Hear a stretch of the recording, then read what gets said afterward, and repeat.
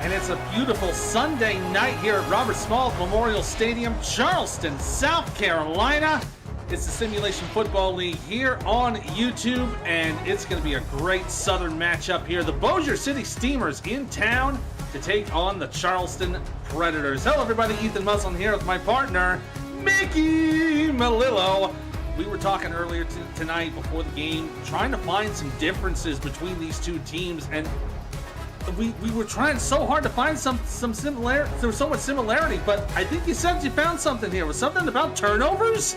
Oh, absolutely, Ethan. I was looking at everything, and on paper, even though the records don't match up, the big thing, it's Bossier City needs to be able to control and possess the ball and not turn over the ball. Right now, the turnover differential for Bossier City is -10, where Charleston is +2. So I think if Bossier City can protect the ball, they'll have a chance in this ball game.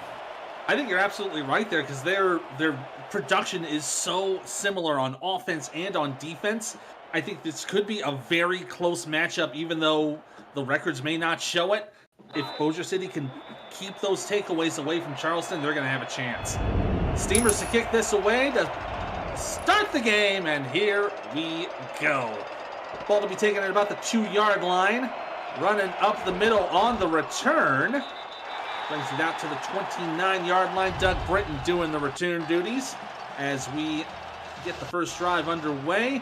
There's a 2-quarterback threat here for Charleston. Iman Kopech and John Lakeman split the duty here for Charleston. The main passer, though, John Lakeman, gets over 1,500 yards, has the third best completion percentage in the league, and only 7 interceptions makes him the third best for having the third fewest interceptions in the SFL. 2 receivers to the right to start this drive from the 29. Choose tight end split, single back set. Taking a little time here, they'll hand it off. Right side run, and that is Nick Hoagland, the top rusher for the Predators, running outside for a gain of 4. And just great job there. As you said, Nick Hoagland has been their top rusher. And they do have a two-headed monster in the backfield between Hoagland and Francis, but picking up 4 yards, first play of the game, it's a good start for Charleston. Let's see what else they can do on this drive.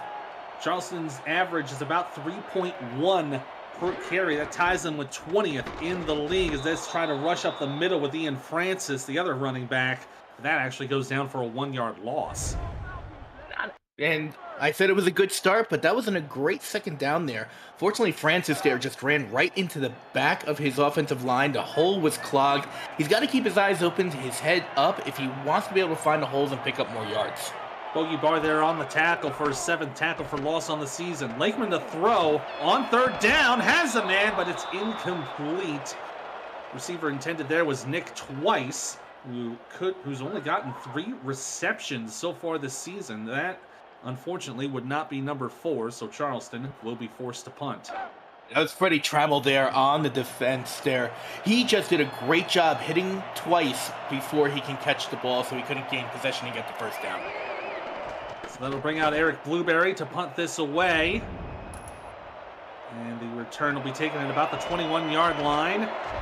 Trying to evade a couple tackles on that play, but nothing doing for Dave Axis, who will take the ball for Bossier City up to the 29-yard line. That'll bring out Ace Fennick, the quarterback for the Bossier City Steamers. Been with the team for all 9 seasons and all of its many different iterations, from the Lone Star Glory to the Alamo City Artillery to now the Bossier City Steamers. He's been very loyal to this franchise, and he's going to hope to keep things going well for himself this season. Already 2nd in the league, nearing 1,800 yards in passing. First down for Ace. He will throw it out right side. Has the completion. Gets about 12 on the play for Dave Axis.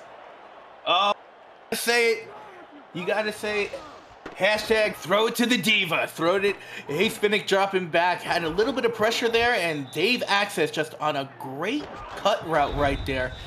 And on the defense was number 26. That was Brandon Ewing. Just great job staying with him. Even though Axis picked up the first down, Ewing didn't let him pick up any more yards. Yeah, good coverage on the to prevent any further yak. That's also Dave Axis' 10th catch of the season. Fennec with a fresh set of downs. Oh, nearly intercepted off the hands of the Hall of Famer Jack Brown. Incomplete. Jack Brown just a great job there, inside linebacker position. The last time I got a chance to see Charleston play and got the honor of calling their game, Jack Brown's head was on their helmets. So it's good to see the logo back on it. You don't want any more nightmare fuel. I can totally get that. Fennec to throw out the right side. Gets the completion to Garrison Blue. Puts it into Predator territory down to the 39. Oh, nobody's blue about that pass catch. Garrison Blue throwing it to the tight end there. Great job coming on a short post route. Was on the inside of the defender, being able to pick up the first down there. Great catch there by Garrison. Already great start for this Steamer offense, getting inside enemy territory.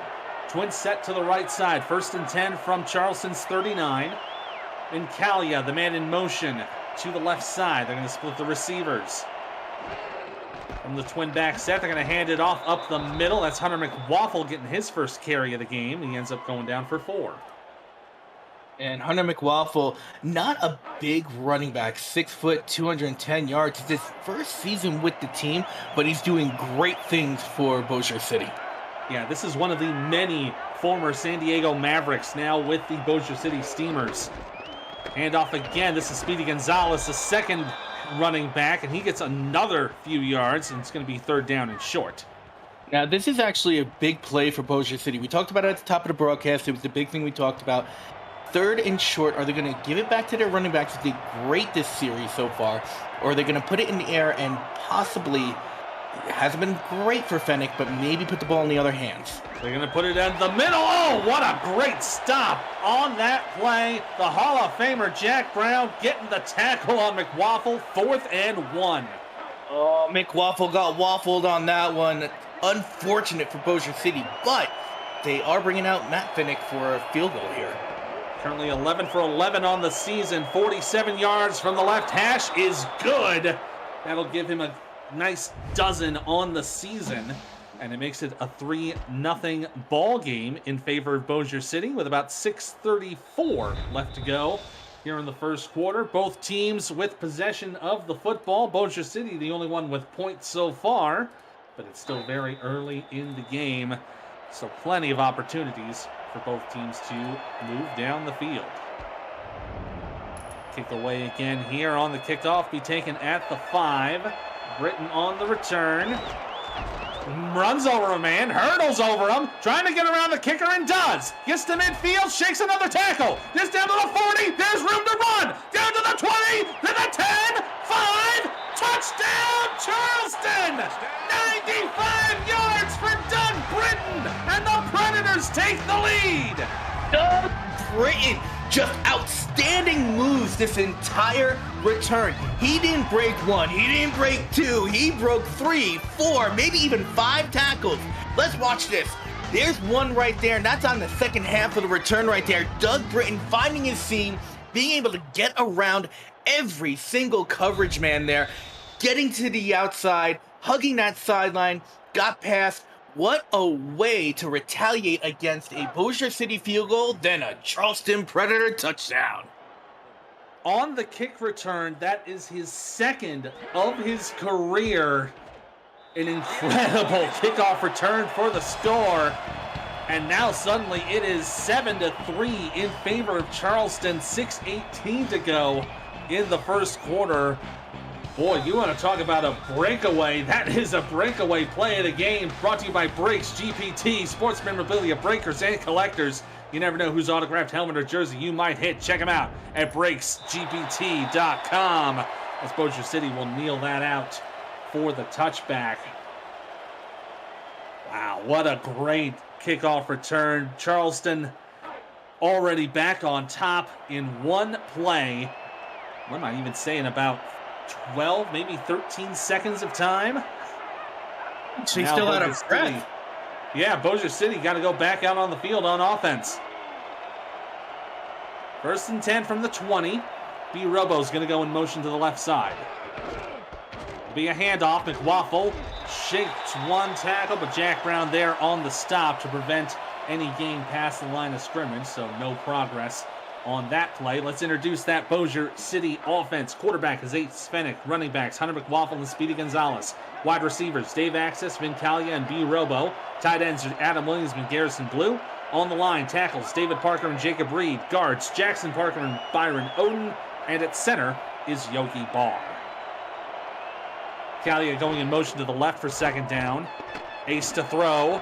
Middle of the field. Gets it over to Calia. Up to the 35-yard line. 15 and a first down. Oh, just a great pass there. Great route running there by Ben Calia. He just comes in, plants his foot, comes over the middle, able to get underneath the receivers, the defenders who were in a zone coverage there, finding some green to be able to catch the pass from Fennick, picking up first down, 1st and 10. Great start on this drive after going nowhere on the first run. B-Robo in motion to the left. They'll split their receivers. Tight end set up to the right side on this split back set. Fennick to throw. Gonna go for down the middle. Oh, a deflection on the play by Ben Bowman to knock it out from the path of the catch. Incomplete. Oh, you can see Ben Bowman was right there, as well as Sam Blotner from the free safety. There were 4 black jerseys around there. I don't think Ace Fennick really read the coverage there because it was 1-on-4 for that pass, not a wise pass. One of the few mistakes that Fennick has made so far tonight. He'll go back to the pass again. Has the open man. Adam Williams getting his first catch of the day. Another 16 yards and another Bossier City first down. Now, it's kind of funny that we were talking about at the top of the broadcast, Ethan, that both of these offenses and defenses are pretty even. But right now, we have seen nothing but Bossier City offense because we haven't had a chance to really see the Charleston offense so far this game, but we're seeing a lot of their defense. Yeah, the only thing we've had was the 3-and-out that Charleston had to start the ball game, as Gonzalez will run outside for a 3-yard gain. I'm very interested to see the Predators' offense for the rest of the game. They're getting a really big rest here, and when they get back out in the field, it's going to be a fresh team coming out. Very fresh team, and they're still going to hold on to a lead for the time being. McWaffle on the run up the middle, and again, Bowman there on the tackle. That'll bring up 3rd down and 5. I got a feeling, being where they are in the field on the 45, this is going to be a passing situation here for Bossier City. So keep an eye on Calia, Access, keep an eye on all of them, especially Garrison Blue, their big tight end. They're going to go for that fake on the handoff. I thought they were going to do that. Checks it down. Oh, what a great hit on that play. Number 28, John Stamango breaking up the catch for McWaffle, and that'll force Bossier City to punt. Stamango coming in from strong safety to get McWaffle, who was on a swing route. Just great coverage, great defense there for the Preds. Great defensive stop there. And that will force the Steamers to punt. Danny Dimes kicking it out to the right side. No fair catch called here, but he's going to try to make the run. No progress on that, though, as Nick Twice ends up getting tackled at the 22-yard line. Let's introduce that Charleston Predator offense. The dual quarterbacks is Amon Kopech and John Lakeman. Running backs are Ian Francis and Nick Hoagland. Fullbacks, Terrell Sutherland and Brad Taylor Wright. Wide receivers, Doug Spelling, Nick Twice, Zorro Lunar, and Doug Britton. Tight ends are Leon Sandcastle, Xavier Solomon, and Breddington James. On the line, tackles to Brigashaw Molyneux, Perrin Ibarra, guard Leroy James and Finley James, center LaMarcus Jamarcus, the 17th. And the deep pass down the middle will be incomplete. Dropped on that play. Coverage there by Bob Funk. Now, we talk a lot about two-headed monsters in the backfield. You don't talk about the two-headed monster at quarterback. That was Iman Kopech there throwing the ball on that first down play on this new series. Yeah, the main quarterback for Charleston is usually Lakeman, and he's under center here. They hand it off, and it's a rush up the middle on the play for Hoagland, and gets a good gain of 7. They'll set up 3rd down and 3. Now, very interesting here. You got Lakeman coming out. It's short yardage with Hoagland doing what he's doing. You may see a running play right here. Hoagland does average about 3.7 career. And about 3.2 for this season. Oh, the quick play has to get it out. And the check down to Ian Francis will get back to the line of scrimmage. Tackle there from Zach Benjamin. You saw the pressure there coming up on the right side of the Charleston. Oh, you absolutely did. And it was just a great job of Charleston not letting that pressure get to Lakeman. So that'll bring out Blueberry once again to punt it away. Not much progress on that drive, unfortunately. Be taken at the 22-yard line on the return. Bossier City will take it down to the 31-yard line after the return by Dave Axis. Bossier City back on the offensive side of the field after another another Charleston drive goes nowhere. From the 31, twin set to the left. Tight end set up to the right with the offset eye. Ace Fennick will throw. Has time in the pocket, gets it completed down the right side, and it's caught by Garrison Blue into enemy territory for the first down. Oh, great job there. Just a fantastic pass by Fennick, reading the defense there, finding Blue. He was pretty much on a shallow post route right there. Again, getting to the inside of the defender, being able to pick up that ball, and you're right. They're on Charleston's side of the field. That one pass going for about 21.5 yards already in Charleston territory. Fennick to throw. 1st and 10. Down the middle. Intercepted! Picked off right on the middle by Sam Blotner. This is what we were talking about. Preventing the turnovers, but Charleston right there to take it away. You're absolutely right there, Ethan. We said it. Bossier City's got to protect the ball, but you got to give Sam Blotner credit. He was running right to left, and then just jumped and had to reach back across his body to get that interception, and it was a big interception there. After a 3 and out, they now have the ball back in great field position. Second pick of the season for Blotner, 15th of his career. Lakeman will hand this off on 1st down. Run up the middle by Hoagland. Gets a great gain of 7. Now, we have seen the Charleston offense out here twice so far. Both of them have been 3 and out, and we've been this close to the yard to gain. So let's see what Charleston can do here. They're now on Bossier City's side of the field. Yeah, a little bit of a battle here around the midfield stripe. 3 tight ends set for 2nd down. Looks like they might go for the run here. And they will, handing it off. Up the middle, it's the run for Ian Francis is a 1st down as he pushes out to the 37-yard line. And Ian Francis, before that play, had 2 attempts, -1 yard. That's his first real positive play of the ball game, and it was a big one, picking up the Predators' first down of the game. It's a desperately needed 1st down. They may hold a 7-3 lead, but they haven't had much offensive production so far tonight. Handoff up the middle for Hoagland. Will get another 6 as they get to about the 30-yard line, slowly easing themselves into field goal range. And depending on where they spot the ball, it's a 32, so it might be the edge of field goal range there, but I'm sure they want to get at least 5-7 more yards to secure a nice little chip shot for their kicker. It would be at least under 50 for sure, as the handoff down the right side for Francis gets another 2 yards or so. Now 3rd and 2 coming up. Very interesting play call. We have seen 3rd and short for the Predators the previous drives, and they haven't been able to convert. Let's see what they could do here, that they are in striking distance of the end zone. They've got Sandcastle and Solomon up on the right side as tight ends, going for the block. Wow!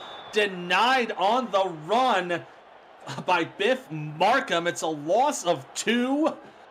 Charleston is going to have to go for the field goal. It is a 49-yard field goal. It's not an easy field goal for any kicker in the SFL. So, not in the least. Brechet is currently 13 of 15. 49 yards going left and no good. Just drew that a little too much to the left. And he is now 13 of 16 on the season. So no points for Charleston on that drive. Let's take another look at that. Oh, it doinked! It doinked off the left upright. Unfortunate But that will bring us to the end of the first quarter. Even with the missed field goal, Charleston still leads it 7-3 over Bossier City. You're watching the SFL here on YouTube.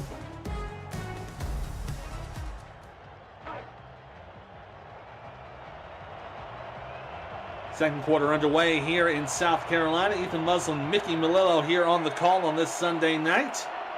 Glad to have you with us here on YouTube. Always providing some great entertainment for you as the run up the middle for Adam Williams, who's doing a little bit of running back duties tonight, gets about 3.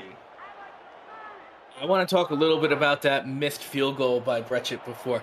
Trust me, Brad, I feel your pain. I had one yesterday too, and it didn't even doink. It went well wide left, so I feel your pain. Shake it off. Next time, right down the middle.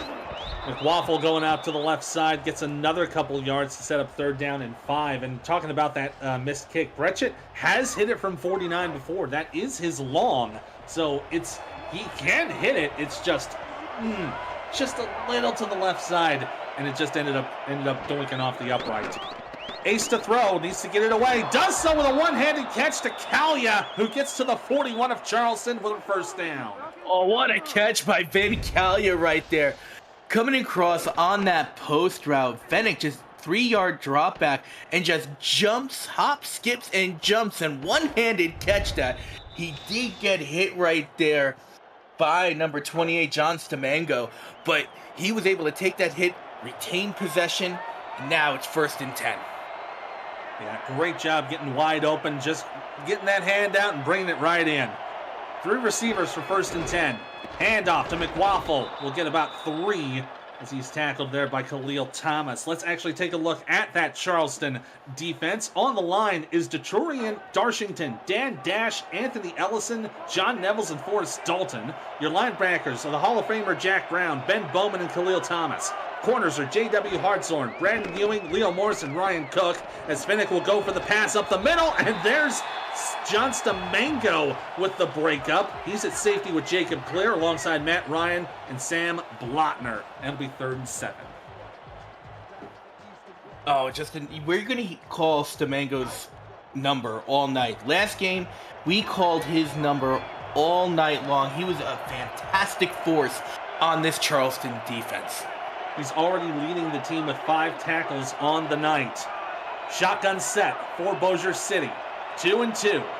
Looks like they got blue set up on the right side. Fennec to throw. Oh, and he's hit immediately by Darshington.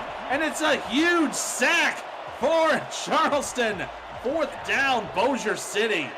Oh, great job by Darshington getting around the tackle there. David Parker just pushing off that block and getting right to Ace Fennec, being able to get a huge sack in a huge situation, forcing them to punt. Let's see if Danny Dimes could drop a dime here to pin the Predators back close to their own end zone. It's like Darshington just shoved the blocker out the way and saw Fennec is like, hello. As the punt for Danny Dimes will go into the end zone for the touchback. That'll give Charleston the ball at the 20-yard line. The SFL convention is headed to Baltimore for the 2025 convention, kicking off the league's 25th anniversary season, July 10th to the 14th. Join SFL Nation at the rooftop pool of our host hotel, the Hyatt Regency, looking out into Baltimore's Inner Harbor, and revel in the league's first convention on the East Coast. You can reserve your room now at the special group rate at simfl.net. And look at that bobbling interception! Picked off by Mickey McGuire, who gets it back to Charleston's 24-yard line. Mickey McGuire there. Now, I have a nickname for him just because I have to give credit where credit due. He's the OG Mickey, coming up big. Tip drill right to himself. A little spin move right there, but he's got it. That is... Ethan, you haven't heard it yet, but I've brought up something this year. You've got the Rick meter. It's time for the Michter scale. That was a 7.8 on the Michter scale. As a Californian, I approve of that. That's Mickey McGuire's first pick of the season as well. Bossier City in prime field position, and McWaffle trying to get around some tackles, but cannot do so. He'll get back to about I think they're going to call it around just inside the 20 for a 5-yard gain. I don't know about that, Ethan. It looked like McWaffle really got turned around. I don't know if he was just grabbed or if he got a face mask. I think the referees may have missed a face mask on that call. Possibly. Bossier City now with 3 tight ends. Going for the handoff. Gonzalez trying to push the pile and gets about 3, which will put him into about the 16-yard line. 3rd and 2 now coming up.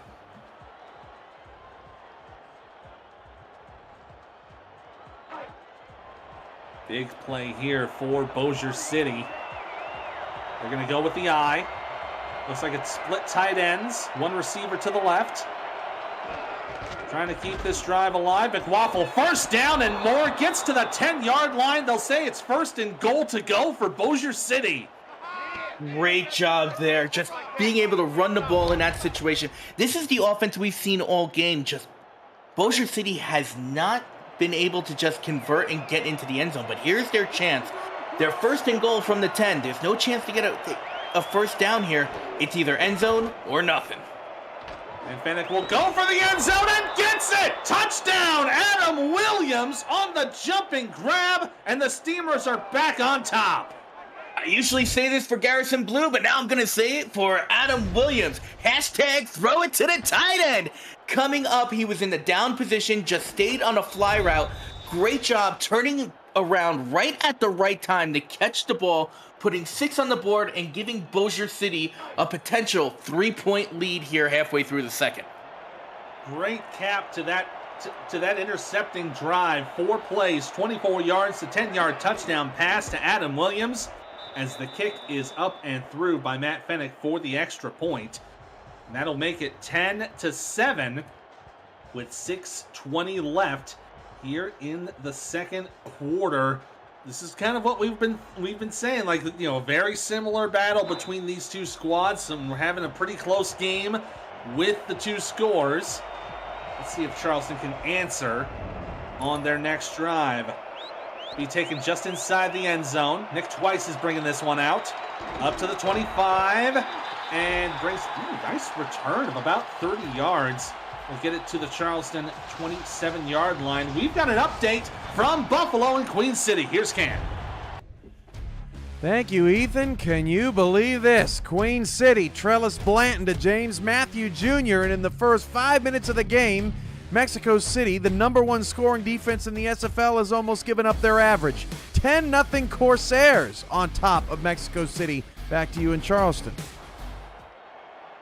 Thank you, Cam. That looks to be an upset in the making as well. Kopech is going to throw here on first down. Has a man down the right side. Completed out to Doug Britton, and a big gain for the Preds. Doug Britton, he's not only a return specialist, he's a fantastic receiver right there. Catching the ball over the middle, knows, even put his body on the line going into the air, knew he was going to get hit, but still went up, caught the ball, came down with it. 1st and 10 for the Preds.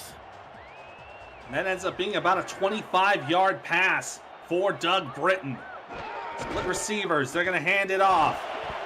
Francis is only going to get maybe about 3 before being brought down by a couple Steamers. Let's actually introduce those Steamers on the defense tonight. Stephen Fellows II, Biff Markham, and Jobu McSlim are on the line. Linebackers are Zach Benjamin, Bogey Barr, Rob Foraker, and Freddie Trammell. Pink Lisa, Michaela Foraker, Stuart Zemelia, and Mickey McGuire are your corners. Willie Bands, Bob Funk, and Zach Holdorf are your safeties, and that was Bogey Barr getting his hands on that pass. That falls incomplete. Now 3rd and 7. It's just a great job here by Charleston. It's 3rd and 7. It's definitely a passing situation, and it looks like we've got Ivan Kopech right there. Now, he had that big pass to Britton just before. Let's see if he could just have a little bit more arm magic here. He's got trips to the right, facing off against the dime defense. Kopech throws out right side, gets it out to Doug Spelling, who gets the first down inside the 30 of Bossier City. And this is what I was talking about. This is a 2-headed monster on offense at quarterback, and you don't see that often. 2 contracted quarterbacks there, and both of them could do the same thing. Yes, John Lakeman is the #1 quarterback, but Ivan Kopech is almost like a wildcat quarterback, that he goes back there, he can run, he can pass, he can read. So this is a great offense to get things done for Charleston right now. Puts them at the 28 of the Steamers. 1st and 10. Lakeman's going to hand this off. Francis up the middle will get met by Bogey Barr for a 2-yard gain. Ogibar just coming in, being able to stop the running back from his outside linebacker position, only holding him to 2, but Charleston looks like they're on the edge of field goal range, so they need a few more yards to be able to tie this ball game up at the bare minimum. Yeah, from the 26, this would be about a 43-yard attempt, but it'll get some more yardage to boot, and actually goes for a first down. Hoagland gonna get 7 on the play. Keeps the drive moving for the Predators. Hoagland right there dragged 2 defenders, and these are 2 big names on Bossier City. He dragged Mickey McGuire and Zach Holdorf to be able to pick up that first down. He just kept his legs moving, kept his power going forward, and he was able to pick up the first down. Great use of the legs to keep the ball moving. Now at the 17.5-yard line of Bossier City. 1st and 10, Twins to the right side. 2 tight end split. Lakeman's going to hand it off. Francis trying to move up the middle. Was wrapped up immediately by Zach Benjamin, but still managed to push ahead for a 3-yard gain. And Zach Benjamin doing what he does best in the inside linebacker position. Keeping an eye on where the ball is, being able to shuffle his feet and fill the hole if it's a running play. He did that there, only keeping the running back to 3 yards. Nickel defense here for the Steamers, and it comes back to bite them as Hoagland on the run up the middle had plenty of room, and it's now 1st and goal for Charleston.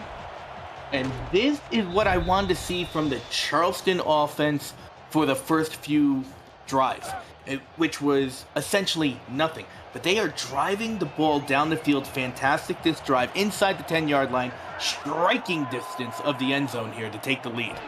They've got it at the 7. Handoff for Francis, dives into the end zone. Touchdown, Predators! Ian Francis coming in, 7 yards out, decides to swan dive into the end zone, putting 6 more points on the board. And what a huge hole there, and a great job by BTW, Brad Taylor Wright, to be the lead blocker to make sure nobody touched Francis till he crossed the goal line. Then the only people who touched him was all the black jerseys celebrating. That caps off a 9-play, 74-yard drive as the kick is up and good for Brad Britchett. Now makes it 14-10. Charleston on top with 2:59 to go here in the second quarter. That's that touchdown, by the way, now tying Ian Francis with Nick Hoagland and Brad Taylor Wright. All 3 of them now have 3 touchdowns apiece. Axis on the return, trying to get some room, and he does. Going down the right side, gets to midfield, has the kicker beat, and he is gone! Another kickoff return for the touchdown! Dave Axis right there. He was waiting for his chance. He turned around and said, if Doug Britton can do it, I can do it too. He found it whole. He had one person touch him, and then he just outran everybody for 65 yards. He had nobody close. He had nobody within 5 yards of him, and he just kept on a straight line down the field, being able to retaliate from that touchdown with another one. Now Bossier City has a chance, pending the extra point, to go back up by 3 immediately. And I had to go to the replay just to make sure I got the distance right. That was 105 yards for Dave Axis to put the Steamers back on top. It's now 17-14. Bossier City with 2:44 to go here in the second quarter. Suddenly, we've got ourselves a ball game, folks. I think we got a little bit more rumbling on that Michter scale. It's going up to an 8.0. Kneel down there from Nick twice as he's deep in the end zone. That'll bring the ball out for Charleston on their own 20-yard line. So we've had kick return touchdowns of 95 and 105, and if we were playing up north, we could probably get about 115 to 120, but I don't think we're getting that anytime soon.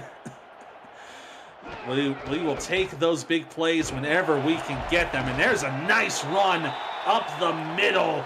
Big booting run from Terrell Sutherland to get 5. You got to give credit there to guard Leroy James. I almost want to say Leroy Jenkins, but that's something totally different. But Leroy James there had a huge block to give the hole to be able to pick up 5 yards on first down there. Lakeman going to hand it off here again. Hoagland's going to get maybe about a yard or two before Bogey Barr brings him down. It'll be 3rd down and 4. We'll see if Charleston will run a play here before the warning. It's going to be tight. Probably not going to happen here, as there it is. We will get to the 2-minute warning. 3rd down coming up on the other side of it. Charleston down by 3 with 2 minutes to go here in the first half.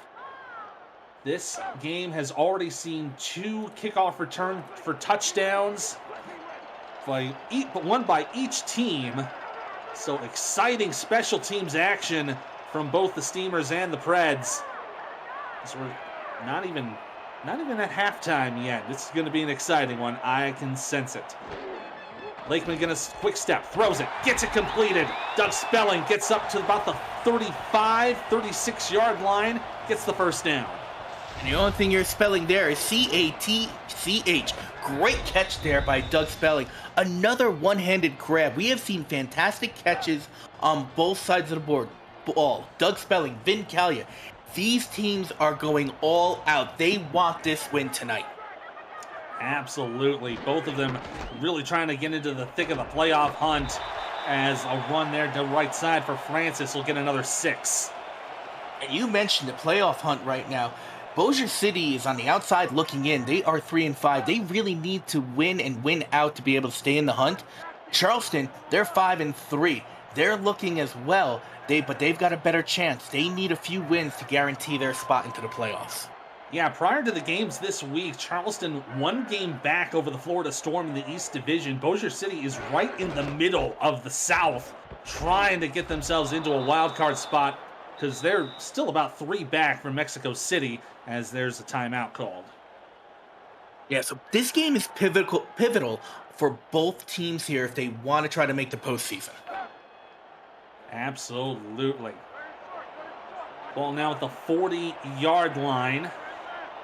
They need about 4 yards to go to move the chains. 3 receivers for Lakeman. Quick pass up the middle will be completed. Gets the first down. Another timeout called as Doug Britton hauls in that catch. Thank God for forward progress there, because Doug Britton was pushed behind the game. So they gave him forward progress. 1st and 10 here. Clock's running with 2 minutes left. Then that clock is still running. Well, there was a timeout there, but the clock will start to run soon. Yeah, Charleston with 1 timeout remaining. Oh, here comes the blitz for Bossier City. They've got 2 leaning in. They put Britton in motion to the right side. They will rush it. Lakeman throwing left side. Has the man, and it's incomplete. Xavier Solomon, the intended target. It'll be 2nd down with 51 seconds left. That was a great job by the line. I'm not sure if that was Leroy James or Finley James. One of the James brothers right there was able to pick up that blitz. And it was actually Finley James picked up that blitz to give Lakeman time to throw the ball. Incompletion, but gave him time. Now 2nd down with split backs. This is Kopak behind center. Oh, and tried to throw it to the right side, but deflected off the hands of Biff Markham, getting the jump. Now 3rd and 10. Why is it that I could hear that sound right when it hit his hands? It just went biff and to hit the ground. It's like the old 60s Batman. Biff, pow, oof. Don't forget about kaboom. Or a mint. 3rd down and 10. Kopak again under center. Gets it away just in time. Wow, what a jumping catch for Doug Britton. Gets the first down to the 28 of Bossier City. They're going to go no huddle here. 35 seconds to go. Kopak again, throwing right side, incomplete, intended for Zoro Lunar. And good deflections on there by Stuart Zemalia. Stops the clock, though, with 31 seconds left. I want to go back a play and just talk about that. Number one, Lakeman had pressure coming from his right side, but he stood tall. But I have to talk about the hit Mickey McGuire. That was a wrestling move and just slamming. It was a sidewalk slam down to the ground onto the receiver. Big hit by Mickey McGuire there. If we were a little more west, they'd call it a spine on the pine, if you will. As the check down is complete to Hoagland. to set up 3rd down and 1. Benjamin on the tackle. They're going to go no huddle again. Lakeman throws, gets it away in time, deflected and incomplete. Nice hands on that play by Willie Bands to knock it away. Now 4th and 1. I think we might see the field goal unit come out here for Charleston. I think Brechet is out there on the field.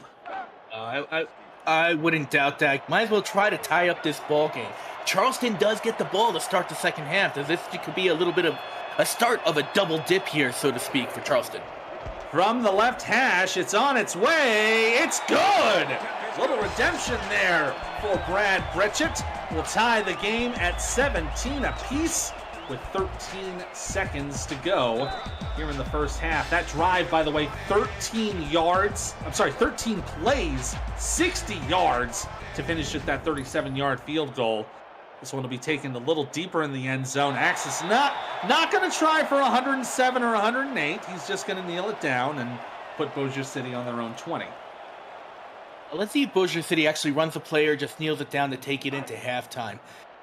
They have nothing to lose. Essentially, it's going to be a 0-0 ball game once they come back from halftime. As part of a silly football thing that I watch repeatedly, they say, this first half solved nothing. Pass there to the left side is incomplete, but there's a penalty marker down. Vin Collier was the intended receiver. We might have some interference. Yeah, and they're going to put it on the Bossier City 29. It'll be first down with 7 seconds left. Looks more like incidental contact there than true interference, but it does give them another chance. It only took 2-3 seconds off the clock. Couple of big plays. Bossier City does have 3 timeouts, so they can stop the clock as long as the play doesn't take too long to develop. Yeah, Ryan Cook was the one penalized there. I don't know if he got there just a little early or if they're just being a little concerning with the flags. The pass here will be completed, and Bossier City will be content to take it to the locker room as the catch for Collier goes for about 7. That'll take us to the end of the first half, and we are knotted up at 17 apiece. Bossier City and Charleston tied up after 2 quarters of play. We'll have 2 more quarters on the other side, but we got to take a look at some stats here as we head into our halftime intermission. Let's take a look at some of the stats and see how things have been for both these squads. It looks like Charleston's been doing a lot more on the ground compared to Bossier City, but in terms of their production, they've been very similar. I agree there too. They've been, the production and the total yards are similar, but the big thing, and they're similar in here too, 2 special team kickoff return touchdowns, and they weren't small, 95 and 105 yards. And there you go, one of the guys who got one of those touchdowns, Doug Britton, he's got 3 for 50 and 126 kick return yards with a touchdown. This game has been even from the get-go. We talked about it. Right now, only 1 turnover. If we can keep it at that, this is going to be some ball game, and I'm calling it now, we may get some extra football tonight. We'll stick it on the other side of this break, presented by Brakes GPT. Just pulled a full-size Taylor Swift helmet. Shout out to all our Swifties. Travis Kelce. This is a Giants Lawrence Taylor. Patrick Mahomes. Chad Johnson with the Ocho Cinco. We have a Drew Brees. Is that an O.J. Simpson jersey? It's an Aaron Rodgers. Oh my goodness. Tom Brady! Tom Brady! Break into the world of sports memorabilia collecting with Brakes GPT, featuring signed football jerseys, helmets, photos, and more. Brakes GPT offers you a shot at winning autographed and authenticated sports memorabilia at a fraction of the price. Join the community of collectors on our Brakes GPT Facebook page and lock in your shot at hitting a humongous headliner on our site, BrakesGPT.com. Return there by Pink Lisa to start the second half, and that will put Bossier City in some pretty good field position. She almost broke away for another big return, but it'll put it out to the 34. And I gotta apologize to the audience out there. I thought that Charleston was getting the ball at the second half, but I was absolutely 100% wrong. Bossier City obviously got the ball. Hey, to be fair, I thought scissors beat rock. First and 10 from the 34-yard line. 3 receivers for Ace Fenech. He will throw down the middle of the field, complete to Vin Kalia, right to the 45-yard line of Charleston. A huge chunk of yards on this first play. You can see why Vin Kalia is their top receiver. He doesn't just catch routine passes, which he's fantastic at. He puts his body on the line every single time they catch passes. He puts all 6'2", 221 pounds of his body out there to be able to get his team in position to score. A great pass. Gets it to the 44-yard line of Charleston. Big gain here for 17 yards. From the offset eye, first and 10. Ace to throw, facing some pressure, gets it away. One-handed grab completed to number 88, B. Robo. That's his first catch of the ball game. That was the first catch of the ball game, and you know what I want to call that? I think that was a nice hands catch of the game. Watch that. Absolutely. That is your nice hands catch of the game, brought to you by Retroid. Put a Retroid handheld in your hands and play the only video game with your player in it. SFL 4K 23. Now to the 27-yard line. Fenech's going to roll out to his left. Has time. We'll check it down to McWaffle, and it's a loss of 1 on the play. They might as well have just let that hit the ground as Ryan Cook is there on the tackle. I agree. That not a great play call there. They are well within field goal range here in striking distance of the end zone. I believe they're just outside. They're 7 yards from the red zone here. Throw it down the field. You've been great all night. They will go for another throw. Fenech with time. Gets it away. Intercepted! Picked away by number 28, John Stamango. I told you you'd be calling his name a lot tonight. I just think you wouldn't be calling his name after I put the broadcaster jinx on Ace Fenech. I told him to throw the ball. He threw the ball, and he threw an interception. Great job, Stamango. I am sorry, Ace Fenech and the Bossier City Steamers. In fairness, he has been going to his primary target. Vin Kalia has been the top receiver for Bossier City tonight. It's just that Stamango was right in front of him and was able to take it away. So second turnover for Charleston. Another opportunity for them to score some points. Lakeman going to hand this one off. Hoagland is going to get wrestled out for about 4 as Freddie Trammell is there on the stop. And Bossier City, I know they're on defense right now, but when they get back on offense, they do have to protect that ball. We said they had negative turnover differential to start this game. They are in the negative again for this. They are -2. They've got to protect the ball next time they're on offense. Absolutely. Man in motion over to the left side for 2nd and 6. That's Doug Britton. He's the top receiver for Charleston tonight. Kopech is going to throw it, checks it down, completes it out to Sutherland. We've got about a yard or so with Bogey Barr in pursuit. We'll bring up 3rd down and 5. A great job there by Bogey Barr, making sure that the receiver couldn't pick up too many yards there, being able to hold them, making this a 3rd and mid and a 50-50 shot on whether they're going to run or pass the ball here from this distance. Looks like they got 3 receivers. It could go either way here. Dime package for Bossier City. Lakeman to throw. Has time in the pocket. Gets away from defenders. Throws it deep down the middle. Wide open man to Zoro Lunar. Deep down to Bossier City's 40-yard line. Great job there. I'm going to give credit where credit is due, and that is center Jamarcus Lamarcus, I don't know my Roman numeral. Thank you. The 17th. He put on a block on the defensive tackle to give Lakeman enough time to throw that ball. If he didn't put that block on, he would have been dead to right, and it would have been a sack. So great job there by the center for the Preds. Moves it up to the 38-yard line of the Steamers. 2 tight ends to the right.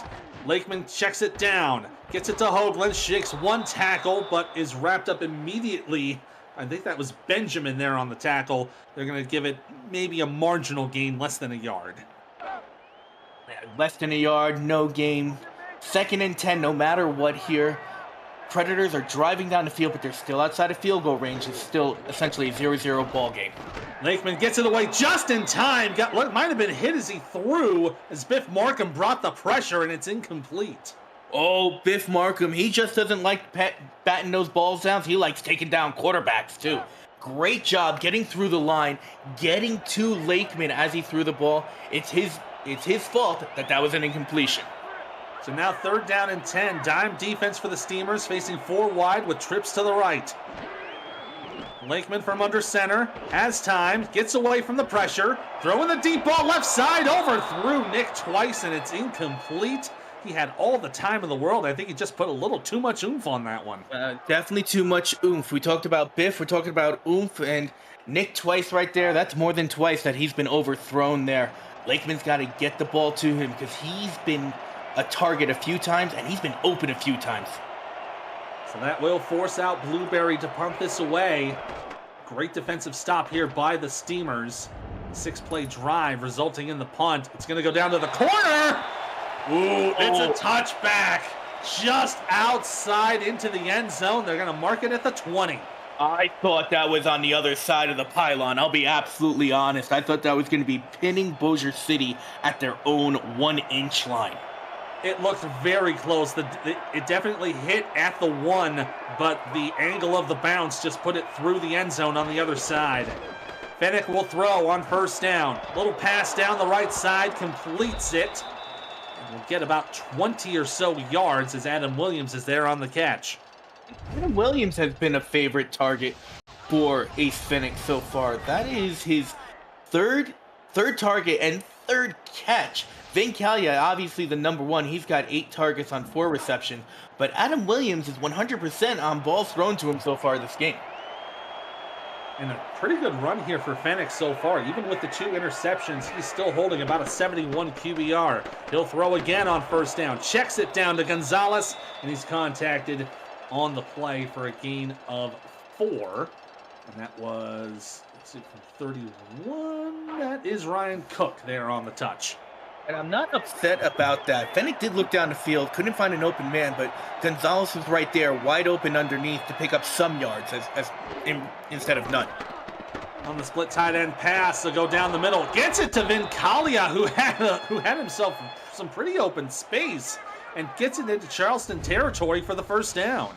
Ace Fenech right there threw the ball behind him. Watch Vin Callia have to reach back and load to get that. If that ball was perfect, Vin Callia was off to the races. Yeah, he did have to make that adjustment. Still made the catch, which was really good, and ends up getting about 13 yards on the play to put it to the 47-yard line of Charleston. 3 receivers split back set. They're going to hand it off. Oh, there's a spine buster to Hunter McWaffle, brought down by Matt Ryan. Oh my God, Matt Ryan right there. Taking a page out of Mickey McGuire's book about the spine buster. You do one to our guys, I'm doing one to your guys. I'm glad McWaffle got up after that hit. You give him one of these and give him one of those. 3 receivers for 2nd down. Another handoff. And that's Adam Williams doing another bit of running duty as Ryan is again there on the tackle. We got 3rd and 6 here. 3rd and on the longish side of mid. Well outside of field goal range. I'm not going to say anything on what they should do because I do not want to jinx the Steamers right here. You know too well about the commentator curse. 3 receivers for Fenech, 4 on the rush, has time in the pocket, needs to get it away, does so, and deflected and incomplete. B. Robo, the intended receiver, but threw that one into double coverage. This is definitely punting situation. I don't think this is 4-down territory here, but it gives a chance for Danny Dimes, and I made the joke before, but I'll do it again, to drop a dime and pin the Predators inside the 10-yard line. He's going to try to cough and kick it down the left side. They're going to let it go. He waves for the fair catch. He might have been trying to see if he could get a generous spot, and does so. Good bounce there to get it into the end zone for the touchback. Your time is now to get your voice on the call. We are looking for passionate SFL participants to join our broadcast team for the continuation of SFLM Season 9, kicking off next month. Visit simfl.net/broadcasting for more details on how you can get involved and be one of the biggest difference makers in the future of SFL action. From the 20-yard line, Britton in motion to the right side, split receivers on the I. They will hand it off, and Francis running down, looks like might have been down the B gap to get maybe about 1 as Bogey Barr is there to stuff him. Bogey Bar has been all over the field today. He's just doing a great job filling holes, making sure rushes don't go where they have to go. He's already got 5 solo tackles on the game, and it was only a 1-yard pickup, making this 2nd and long. They're going to go for another handoff. Here's Hoagland trying to run to the outside. Gets maybe another 2 yards to go as another tackle there from Mickey McGuire. Now 3rd and 7. Mickey McGuire just coming up, and he's making some big hits tonight. Very big hits. He's got that interception, but he's also putting hits on people. From the 23, 3rd and 7. 3 minutes under to go here in the 3rd quarter. Lakeman the throw. Gets it away. Down the middle, complete to Zara Lunar. And it's a 1st down from about the 43-yard line. Unguard Zara Luna right there, picking up a huge 1st down over the middle. About 18 to 20-yard reception there, putting Charleston in great field position on this drive. Great 3rd down conversion by the Predators. They keep the drive alive. Now from their own 44. Hand off to Hoagland. Trying to get to midfield and gets close to it, but they'll give him about 6 for 2nd down and 4, just on the inside of their own territory. This is a great drive here by the Preds. They have had trouble really driving the ball. They've had a couple of good drives, but they've also had a few 3 and outs, two series and outs. They're doing a great job moving the ball this time. 2nd down and 4. Kopech is going to throw it. And the middle pass completed to Britton as they get inside Bossier City territory. Looks to be about a 15-yard gain.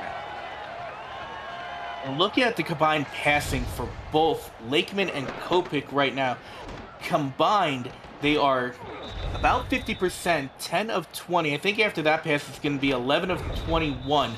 And they've got 125, 130 yards passing. They are combined for 139 passing yards between Kopech and Lakeman, compared to the 182 of Ace Fenech. 1st and 10 from the 36-yard line. Hoagland to run it out to the right side. Will get another 4. As they're now closing in on just about a minute to go here in the 3rd quarter. If they can't get any further down, you're probably looking at about a 50-burger kick. I'm going to say 51 from there. Yeah, about a 51-yarder if they can't get any further progress, but I think they might. They'll hand it off to the fullback. Terrell Sutherland getting a couple more yards. That'll set up 3rd down and 2. On the 29 going in, if they can't get a 1st down here, you're looking at about a 46, 47-yard field goal. Be about a 46-yarder from here, from the 29. Handoff. Francis will not get the 1st down, is denied by Rob Foraker. And it'll bring up 4th down for the Preds. And I think they do have Britchett out for the kick. It will be a 45-yard attempt to take the lead. Britchett has missed one from before. Let's see if he can shake off that last long field goal and put it right down Broadway. Inside the right hash from 45 yards to give Charleston a 3-point lead. Kick on its way. Fading right. It's good! And Charleston takes the 3-point lead, 20-17, with 10 seconds to go in the 3rd quarter. That has been the only score so far in 9 minutes and 50 seconds. We had 17 points, 34 points total in the 1st half, and we've only had 3 so far. We had a great offensive battle in the 1st half. I think we now have a great defensive battle in the 2nd. Absolutely. There was a 14 points scored for Bossier City in the 2nd quarter as the kick goes deep into the end zone. That's a Rouge up north, but it'll bring it out to the 20 on the touchback. 14 points from Bossier City in the 2nd quarter. They haven't scored any in this one. They had 3 in the 1st quarter. This is going to be an exciting finish. We've been locked up in a tight one, to say the least. From the 20, 2 receivers right. Tight end set up to the left. They'll hand it off. McWaffle can't get anywhere as he is brought down by Jack Brown for about a 1-yard gain, and that is going to take us to the end of the third quarter. It's time for some fours in the chat, folks. We've got a good one on our hands in South Carolina. The Predators lead the Steamers 20-17. You're watching the SFL here on YouTube.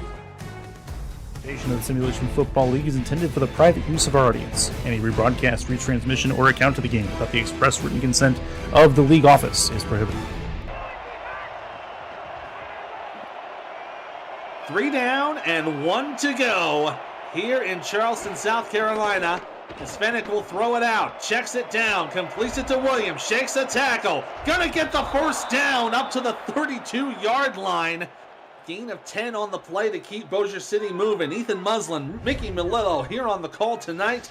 Michaela Foraker and Robert Cherry doing some stats, keeping everything nice and tidy for us, keeping us very, well, at least for me, that makes me look smart. As the first down comes up for the Steamers, they are down by 3 here at the start of the fourth. So far, East Fennec just shy of 200 yards passing on the day. 3 receivers from the eye. Goes for the draw. Hands it off to McWaffle. Shaking a tackle. Wrapping up somebody with him and gets 8 on the play with Ryan Cook on his heels. Sets up 2nd and 2. McWaffle right there. He had contact right at the line of scrimmage, but he didn't let his legs stop him. He kept powering through, dragging, like he said, Ryan Cook for about 3 to 4 yards, making it 2nd and 2. Now from the 41 of Bossier City, jumbo package in the set. They'll hand it off. And trying to push the pile is Speedy Gonzalez. Going to be a loss of 3 on the play with the tackle by Khalil Thomas. Now 3rd and 4. Speedy. I said at the beginning of the game, when you're running out of the backfield, pick your head up and look for the hole. Don't just run right into the butt of your lineman. So it'll be 3rd down for Fennec. Looking to throw. Has time. Gonna try to run it himself. Gets the first down and slides just before the 45-yard line. Getting 4 and 5 yards for the first. What a gutsy call there by Fennec. Didn't find anybody open down the field. The only thing he did find open was just enough space to pick up first down. That's one of his 2nd runs on the day. Handoff up the middle for McWaffle, going nowhere.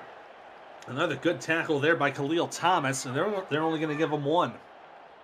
Still 1 more yard closer to being in field goal range, and that's the bare minimum Bossier City wants to be.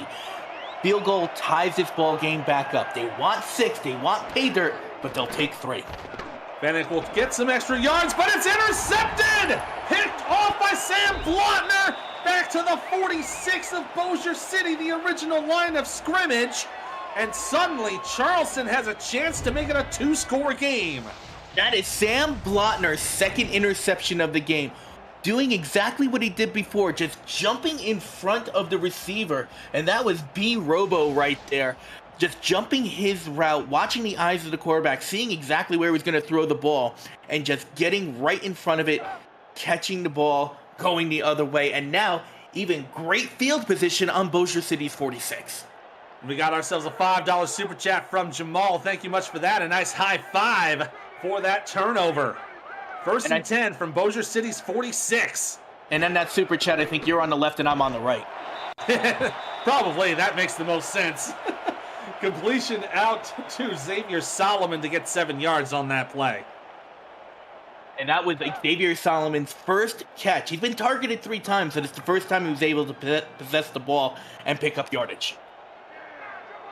We got a little update here from Buffalo as well. They are tied up at 10 for the Corsairs over against the Aztecs. Jordan Sipe hurt for Mexico City just after Casper Haddock got hurt for Queen City, as another run for Hoagland here will get the first down. It's the battle of the backups over there with the Tale of Two Cities. Nice tight game over there as well, as we have here in Charleston. A 3-point lead for the Predators. Now on Bossier City's 25-yard line with a chance to make it a 2-score game. 2 tight ends set to the right, split receivers. So we're just under 7 minutes to go in the ball game. Handoff for Francis. Will get 4. as he's brought down by Bob Funk, 2nd and 6. The best thing that Bossier City could do here is be able to stop the Predators from getting another first down. It'll force the Predators to kick a field goal. Yes, it will be a touchdown to be able to stay within the ball game, in the ball game, but it's only a touchdown. Preds score a touchdown, it's a 2-possession game there. And that's what they're looking for sure. Hand off to Hoagland, up the middle, just gets the first down inside the 15-yard line. Moving the chains for Charleston. They'll have it inside the red zone with 6 minutes to go. And the big thing that Charleston is doing right now, they are in control of this game. They've got the ball, they've got the lead, and they've got the clock running. That's the most important part here, keeping that clock running, preventing Bossier City from getting any chance to get back in the game. Check down here for Francis. Will get to the 5 and just out of the end zone.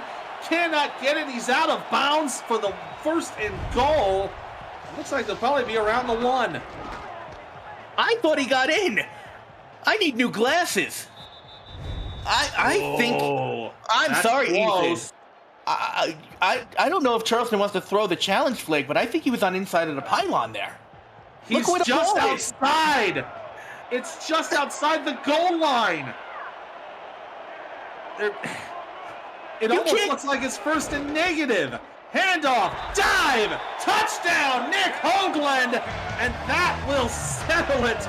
It's definitely 6 points there, as the extra point will make it a 10-point game. I don't want to take anything from Nick Hoagland just doing another swan dive into the end zone. But he just stole a touchdown from Ian Francis. The referee stole a touchdown. I'm sorry, I'm upset about that. That was absolutely 6 points for Ian Francis. Nick Hoagland, not taking anything away from you. You're talented, but that was your teammates. The extra point up and good. The drive going 6 plays, 45 yards, with the 1-yard touchdown for Nick Hoagland in the books. We'll make it 27-17 with 5:35 to go here in the 4th quarter. So now Bossier City going to have to really depend on the arm of Ace Fennick to get them back into this ball game. And Kick taken at about the goal line. Return by Axis, not going to shake the tackle from twice. And that'll put the Steamers up at the 26. You were saying it before, relying on the arm of Ace Fennick. As you see, he's got 283 yards passing so far against the Predators' 155. But the problem is his interceptions. He has thrown 3 picks to 1 pick on the Predators' side right now. He's got to protect the ball. I think he doesn't have to look down the field as often as he does. He's got 5 minutes left. Throw some 10-yard passes. Don't go for the 20, 25 yards. Yeah, you're not in any rush to do that just yet, but you got to start getting a little aggressive going down the field. Man in motion to the left side for first down from the 26. Fennick with time, gets the blocks, throws it down the middle. Oh, off the hands and incomplete. No, man, that's a disappointment there, as that was Chris Doring trying to get that one in. And that's what I was talking about. Ace Fennick, I mean, that was a 20-yard pass attempt that he just did. If he keeps it to 10 yards, the clock will move, it'll take more plays, but then at least you're still securing the ball. And it looks like we got an update. There was a quick error. It was 296 to 236. Total. Oh, and there's the sack! Fennick took too much time on it, and it's another tackle for loss for Detarian Darshington. I have no words right there. Darshington was down on the ground, got up, and just pancaked Fennick onto the ground for a huge sack. It's another 7-yard sack, 2 of them on the night for Detarian Darshington. He's having himself a pretty good season as well. That's sack number 5 and 6 for him this season. 3rd and 17. Fennick to throw from the shotgun. Down the middle, has the open man, completes it for the first down to the 40-yard line. Dave Axis brings it in. Dave Access, big catch there. They were 3rd and long, and Dave Access just coming across once again. He came on a down and in, but he knew exactly where the yard to gain was. He was just beyond it, and that's where Ace Fennick saw him. That's where Ace Fennick threw it, That's where Dave Access got him a first down. And they're just outside their own 40-yard line, keeping the ball moving with under 4.5 to go. 3 receivers for Fennec from the eye. He'll go for the draw. McWaffle met at the line of scrimmage by Matt Ryan. No gain. Great job, Ryan, coming in from the safety spot, free safety spot, just filling the hole. He knew that was going to be a delayed handoff. I don't know how, but he knew it because he was right there to stop McWaffle for nothing. He was right there to fill the gap and bring him down for no gain. Fennec to throw on second down. Deflected and incomplete. Khalil Thomas getting his hands on that one. Brings it to the turf for 3rd and 10. Khalil Thomas used all 6'1" of his reach to be able to deflect that ball so no Bossier City receiver could catch it. You see the numbers there for Fennec, 16 of 26 for 216 yards. He has a touchdown to his name, but 3 picks. Gives him a 57.9 QBR. Deep drop, gets it away, completes it to Kalia to the 43-yard line of Charleston, and Bossier City moves the chains. Now, we were talking about it before. Kalia has made some fantastic catch, one-handed, behind him, leaping. But that was a routine catch. That's why Vin Kalia is Fennec's favorite target, because Kalia can do it all. And it just goes to show right there, even a routine catch can make it big for Bossier City. There's a reason Vin Kalia is a 4-time All-Star, and that's proof positive of that. McWaffle tried to run up the middle, only getting 1, and Bossier City is going to go into a hurry-up offense here. 2nd and 9 for Fennec. Gonna throw it. Completed out to no, incomplete. Kalia had it. Oh, but I think he may be hurt. He is. No. Oh no, this is trouble for Bossier City. Vin Kalia, the top receiver for the Steamers, is down on the ground. And that is tough. Vin Kalia so far on the day, he's got 6 catches for 78 yards, averaging 13 yards per reception.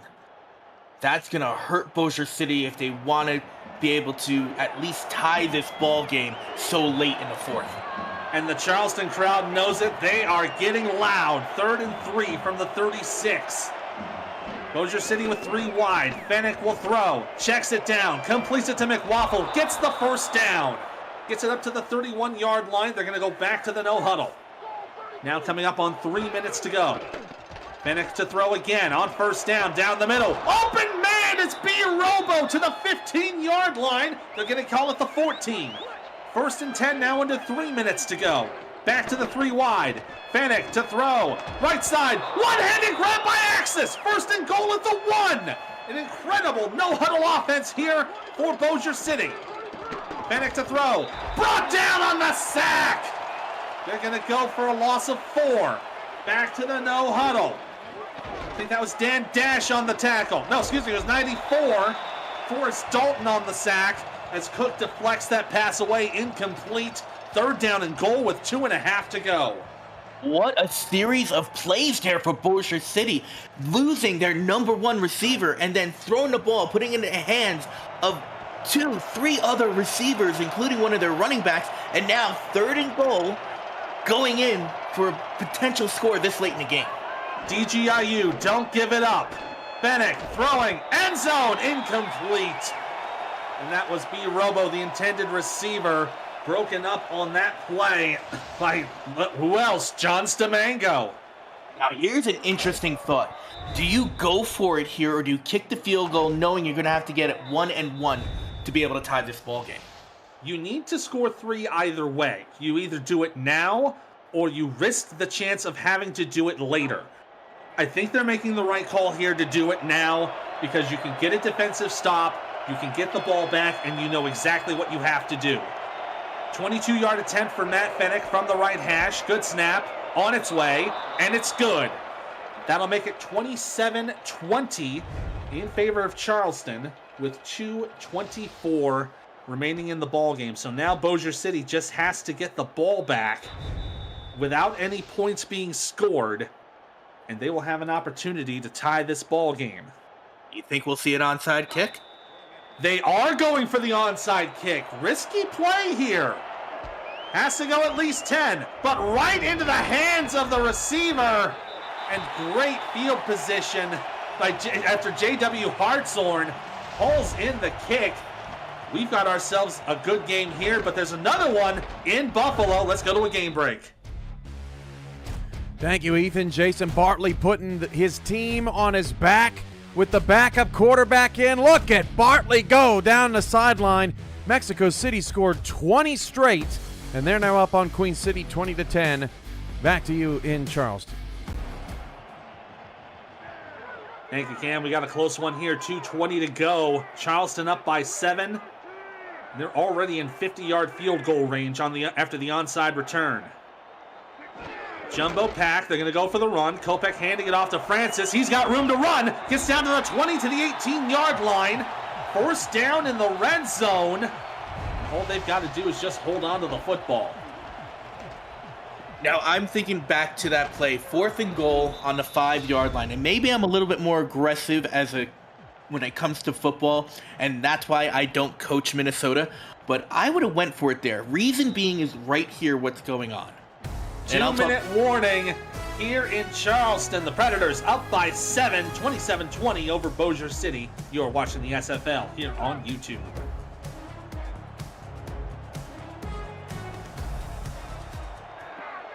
Going to your point, I think they would be, I can get why you'd want to be aggressive here, but you have to consider the risk of if you fail, then you're kind of back to square one. Kopech tried to go for the check down to Sutherland, but it's deflected away, incomplete. Good thing is that it stops the clock with 1:57. And Willie Bands there was be able to deflect that ball. But I agree to your point too that you have to get one or the other, but I think you now have Charleston in field goal territory. They got a chance to stop them. If they were only down by 3, they'd be down by 6 and a touchdown would win the game. Gonna go for the handoff again. Francis with room to run. Trying to shake the tackle. Will get to 3rd down and 1. First time out being taken by Bossier City. They'll have 2 remaining, but more importantly, Charleston with a chance to hold on to the football. They may not even have to kick a field goal at that point. Oh, if they get the first down, Bossier City is going to have to use a timeout there, and they got a fresh set of downs. They could kneel and be able to run out the clock. Jumbo package with the I formation. Handoff. Francis. 1st and goal. Bossier City has to call their second timeout. And that should do it. If I'm doing my math correctly, I think they're gonna have to run a couple more plays. You forgot to carry the 1. Yeah. Oh, trust me, I had some math issues at work today, and the brain don't want to work. Francis will get it down to the 1 for 2nd down and goal. Bossier City taking their final timeout. There you go. So 1:44 to go, so they do have to run it. They do have to run it a couple more times, but theoretically you could kneel and just kick the field goal to kind of put a bow on it. Yeah, you're right. You could kneel for the next 2, and then kick the field goal, and you leave Bossier City with 20 seconds left.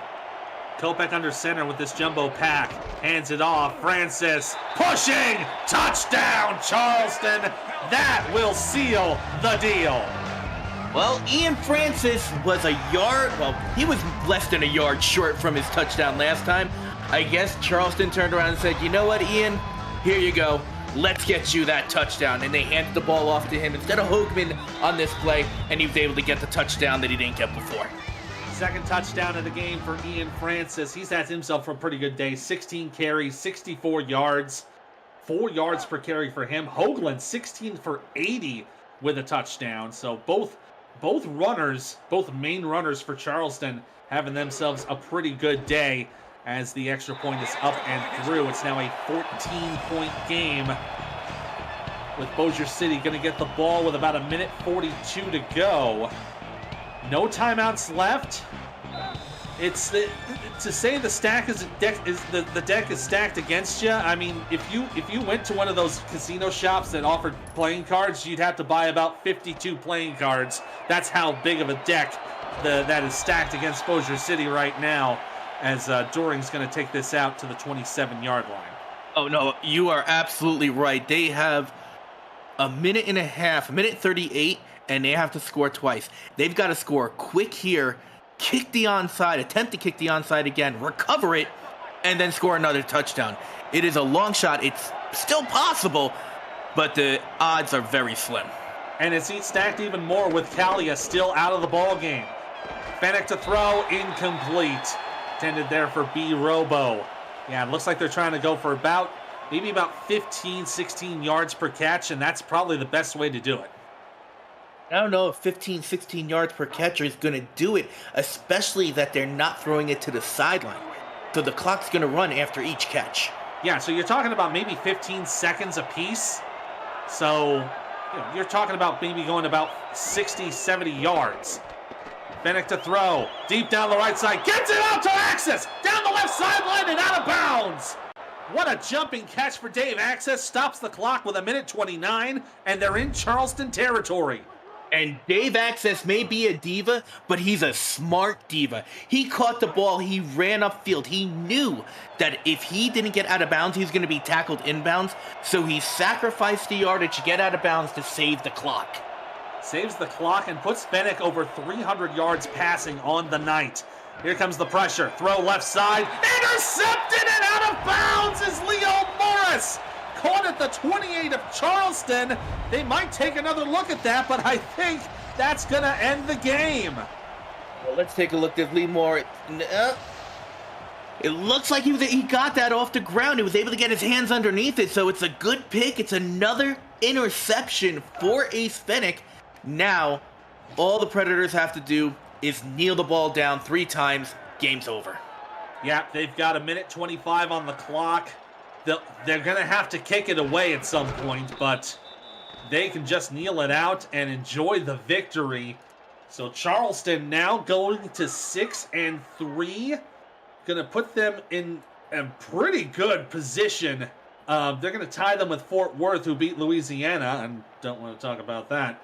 And depending on what happens in Mexico City, there could be a excuse me, I'm looking at the wrong thing. Charleston's looking at Florida. That's who they want to look at. But they could potentially be at the top of the East Division, potentially getting the East Division title. Bossier City, though, falling to 3-5. They're going to stay with Louisiana at 3-5. Houston's down there at 3-5.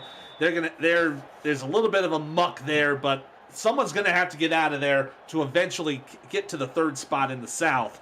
It's the second kneel down, now makes it 3rd down and 13. You got to give Bossier City credit. They were in it for about 3.5 quarters, and then they just couldn't finish it off. No, absolutely. Bossier City was just in this ball game, and I think a lot of people really counted them out, but they did a great job and just keeping in this ball game. Just again, it was the turnovers that hurt them. It's exactly what it was. Because Fennec had 1 score against 4 interceptions. Now, that's been the main story in this league. A lot of negative ratios for the quarterbacks. But even then, that's not really something you want to go home to. And that's what they're going to have to do as Charleston notches the win officially. They defeat Bossier City 34-20. So we take a look at the final stats of the ballgame. Look at that. Very even stats in total. Great passing yards from Ace Fennec. It just wasn't able to make anything else click. But look at the turnovers. -3 turnovers for Bossier City. Yeah, that was the big deal. And more importantly, points off those turnovers were what ended up giving Charleston that 14-point win. That's going to do it for us here in South Carolina. Remember to join Cameron Irvine and Mike St. Green for another edition of SFL This Week at 7:15 p.m. Eastern before a must-win game for championship contender supremacy in Florida, with the 6-2 Storm battle the 7-1 Arizona Scorpions on this week's Monday Night Spectacular. Kickoff at 8:15 p.m. Eastern with the full Monday Night Spectacular crew on YouTube. For us, though, here in South Carolina, my name's Ethan Muslin. That was Mickey Melillo, Michaela Foraker, Robert Cherry, and Top Kiefer when the Stats Truck doing some great work. And, of course, big love to Commissioner Cameron Irvine for all he does. Tune in tomorrow. Big Monday Night Spectacular coming up.